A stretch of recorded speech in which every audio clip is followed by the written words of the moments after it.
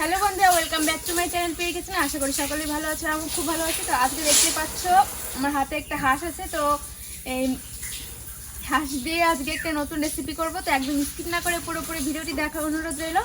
তো দেখতে থাকো পুরোপুরি ভিডিওটি। তো বন্ধুরা, তোমরা অনেকেই ভাবতে পারো হাঁসটা নড়ছে না, হয়তো মরে গেছে হাঁসটা। তো এটা একদমই না, হাঁসটাকে একটা বাড়ি দেওয়া হয়েছিল, ওই জন্য হাঁসটা মানে নড়ছে না, আমার হাতে একটু চ্যাক ব্যাক করছিল। তো দেখো হাঁসটা মা কেটে নিল। তো কেটে নেওয়ার পর এখন গরম জল দিয়ে ভালো করে উপরে যে পাখনাগুলো থাকে সেটা ভালো করে গুলো মানে তুলে নিচ্ছে পরিষ্কার করে। এখন গরম জল দিয়ে দেখো আমি আবারও গরম জল দিয়ে এটা ভালো করে পরিষ্কার করে নেব। তো এইভাবে আমি হাঁসটাকে পুরোপুরি পরিষ্কার করে ভালো করে কেটে নেব। তো অবশ্য এটা আমি কাটছি না, এটা আমার মাই কেটে দিচ্ছে, তো দেখতেই পাচ্ছ। তো বন্ধুরা, আজকে আমি যেভাবে হাঁসের মাংস রেসিপি করব অবশ্যই একবার বাড়িতে ট্রাই করে খাবে, খুবই ভালো লাগে এভাবে রেসিপিটা করলে। তো এখনও যারা আমার চ্যানেলটিকে সাবস্ক্রাইব করেনি তাদেরকে বলছি অবশ্যই আমার চ্যানেলটিকে সাবস্ক্রাইব করে দিও এবং পাশে থাকা বেল আইকনটিতে ক্লিক করে নোটিফিকেশনটা অন করে দিও। তো দেখতে থাকো পুরোপুরি ভিডিওটি।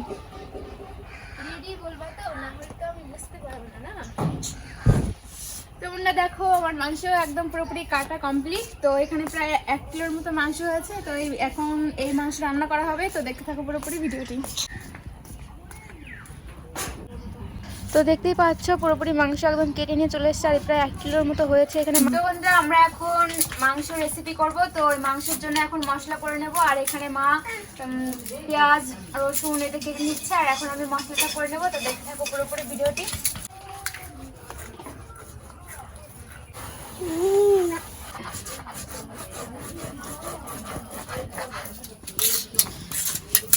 তো দেখো এখানে আমি গোটা জিরে আর গোটা ধনে বেটে নিচ্ছি। তো এরপর আরও সব রকমের মশলা বেটে নেব, তারপর আমাদের হাঁসের মাংস রান্না হবে। তো দেখো জিরে একদম আমার পুরোপুরি বাটা কমপ্লিট। এখানে জিরে আর ধনে একসঙ্গে বেটে নিয়েছি, আর এটা একদম পুরোপুরি বাটা কমপ্লিট হয়ে গেছে। এরপর আমি দেখতেই পাচ্ছ আদাটা আমি মানে বেটে নেব। তো আদাটা একটু থেতো করে নিচ্ছি। এরপর আদাটা বেটে তারপর আরও সব মশলা বেটে নিয়ে তারপর আমি রেসিপিটা শুরু করে দেবো। তো দেখো আমার আদাটা পুরোপুরি কমপ্লিট বাটা। আমি ফলো করতেছ আমার মিউজিশিয়ান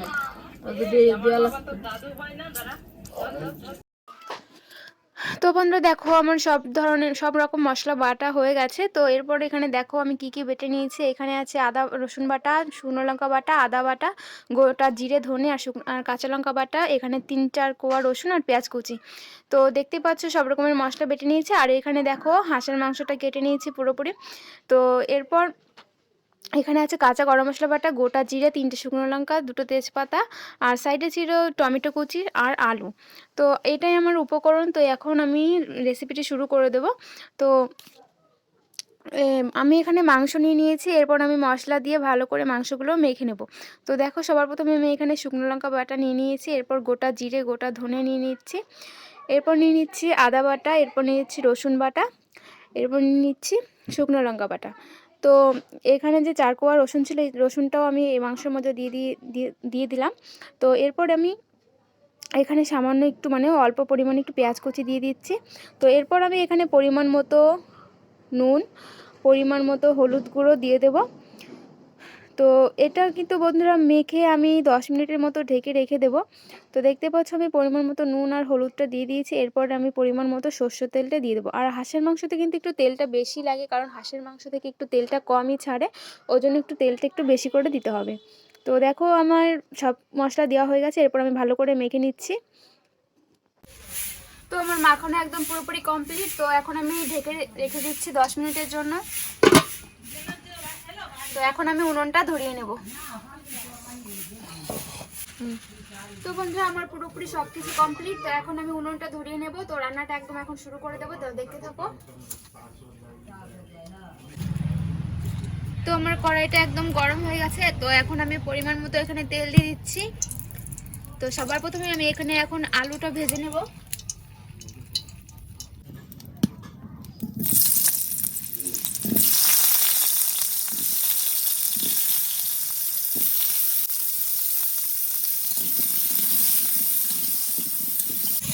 তো দেখো আমার আলুর ভাজাটা একদম পুরোপুরি হয়ে গেছে। তো এরকম লাল লাল করে আলুটা ভেজে নেবে।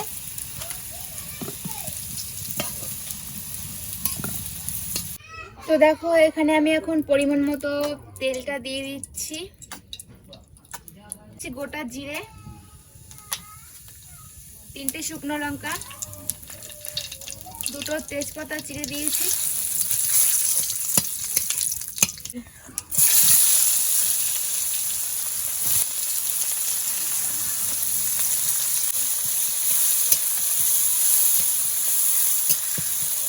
এখন টমেটো দিয়ে দিচ্ছি এতে। তো দেখো আমি টমেটোটা দিয়ে দিয়েছি, আর টমেটোটা কিন্তু আগে থেকে তেলের মধ্যে দিলে কিন্তু মানে সুন্দর একটা কালার আসে।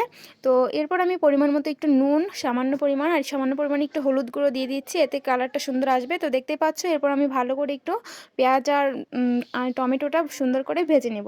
তো দেখো আমার পেঁয়াজটা ব্রাউন কালার করে ভাজা হয়ে গেছে। এরপর আমি মাংস যে মেখে রেখেছিলাম যে মাংসটা, সেই মাংসটা এখন দিয়ে দেবো। তো দেখো তো আমি 10 মিনিট ঢেকে রেখেছিলাম, তারপর আমি এখানে মাংসটা দিয়ে দিচ্ছি। তো বন্ধুরা এখন কিন্তু মাংসটা ভালো করে কষে নিতে হবে, আর মাংস কিন্তু যত কষানো হবে ততই কিন্তু টেস্টটা অনেকটা বাড়বে।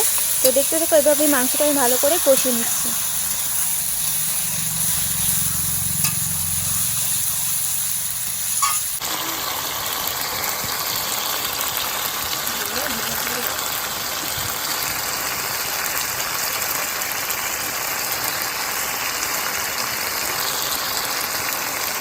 তো দেখতেই পাচ্ছ খুব সুন্দর একটা কালার চলে এসছে, কিন্তু এরকম ভালো করে একটু কষে নিতে হবে। তো কালারটা কিন্তু পরে আরও ভালো আসবে। তো দেখো আমার মাংস কষানোটা একদম পুরোপুরি হয়ে গেছে। তো এখন আমি প্রেসার কুকারে মাংসটা দিয়ে 5 থেকে 6টা সিটি মারবো। তো দেখতে থাকো। আর মাংস কিন্তু যত কষানো হবে ততই কিন্তু টেস্টটা অনেকটা মানে বেশি হবে। তো দেখতেই পাচ্ছ মাংসটা পুরোপুরি কষানো হয়ে গেছে। এখানে আমি প্রেসার কুকার নিয়েছি, তো প্রেসার কুকারের মধ্যে এখন আমি মাংসগুলো দিয়ে দেবো।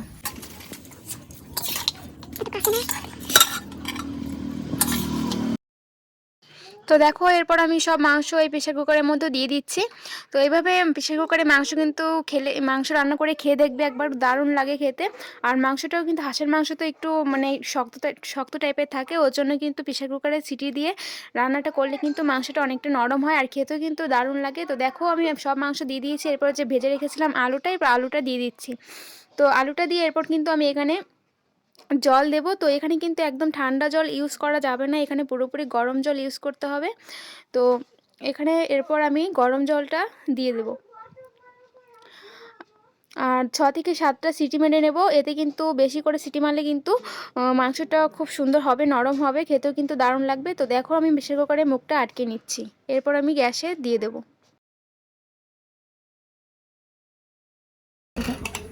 তো দেখো আমি বসিয়ে দিলাম প্রেসার কুকারটা। তো এখন আমি এটা ফুল পাওয়ারেই থাকবে। তো 6 থেকে 7টা এখন সিটি মেরে নেব।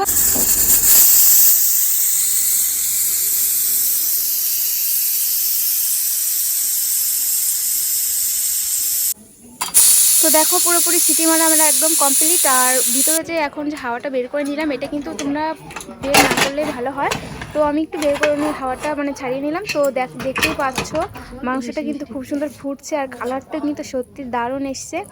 তো দেখতেই পাচ্ছ তোমরা স্ক্রিনে দেখে বুঝেই গেছো, আর তোমাদেরকে একটু দেখিয়ে দিচ্ছি দেখো কেমন হয়েছে। তো খুব সুন্দর কিন্তু একটা ফ্লেভার আসছে, দারুণ লাগছে মানে গন্ধটা। অবশ্যই একবার এইভাবে বাড়িতে ট্রাই করে খাবে। তো এরপর আমি যে গরম মশলাটা বেটে রেখেছিলাম, সেই গরম মশলাটা আমি এখন দিয়ে দেবো। তো এখানে কিন্তু আমি সবসময় কাঁচা গরম মশলা বেটে নিই, আর সেই কাঁচা গরম মশলাই ব্যবহার করি। এতে কিন্তু কাঁচা গরম মশলা গন্ধটা কিন্তু খুব ভালো লাগে, মানে খুব সুন্দর একটা ফ্লেভার থাকে। তো এরপর আমি গরম মশলাটা দিয়ে একটু ঢেকে নিয়েছি 10-5 মিনিটের মতো। তো এরপর আমি এই পাত্রে পাত্রে নামিয়ে নিচ্ছি। তো একদম পুরোপুরি কমপ্লিট। তো ভিডিওটি যদি ভালো লেগে থাকে অবশ্যই চ্যানেলটিকে সাবস্ক্রাইব করে দিও, এবং পাশে থাকা বেল আইকনটি ক্লিক করে নোটিফিকেশনটা অন করে দিও। তো আবার দেখা হবে এরকম নতুন নতুন ভিডিও নিয়ে। ততক্ষণ পর্যন্ত সকলে ভালো থাকবে, টাটা।